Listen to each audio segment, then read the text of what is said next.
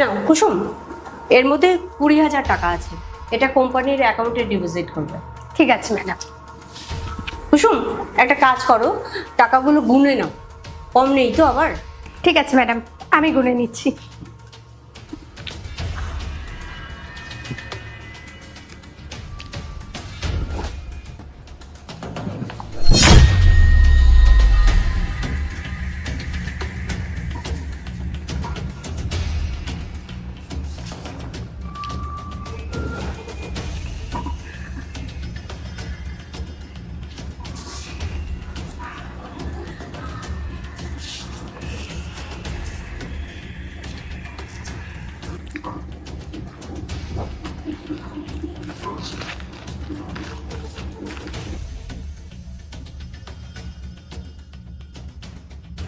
Madam, আপনি বললেন এখানে 20,000 টাকা আছে, কিন্তু আমি তো দেখলাম এখানে 16,000 টাকা আছে।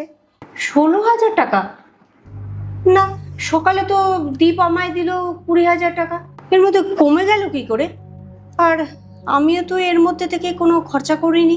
ম্যাডাম, আমি সত্যি কথা বলছি, আপনার যদি আমার কথা বিশ্বাস না হয় আপনি একবার গুনে দেখুন না, এখানে 16,000 টাকা আছে।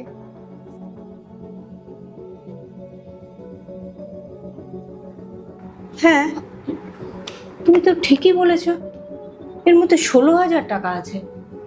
তাহলে বাকি টাকাগুলো গেল কোথায়? আমি তো এর থেকে কোনো টাকা বের করিনি। আচ্ছা দাঁড়াও, আমি দীপকে ডাকি। হ্যালো দীপ, একটু ওপরে এসো তো।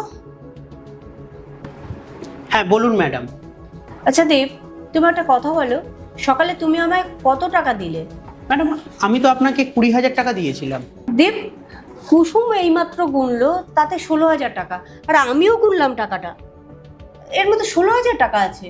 ম্যাডাম, এটা কি করে হতে পারে? আমি সন্ধ্যায় বাড়ি ফেরার সময় আমি দুবার করে টাকাগুলো গুনেছিলাম, তখন তো ম্যাডাম 20,000 টাকাই ছিল। আর সকালে অফিসে এসে যখন আপনাকে টাকাগুলো দিয়েছিলাম তখনও তো 20,000 টাকাই ছিল। জানি না 16,000 টাকা কিভাবে হলো। এই নাও, তুমি নিজে গুনে নাও আমি মিথ্যে বলছি কিনা।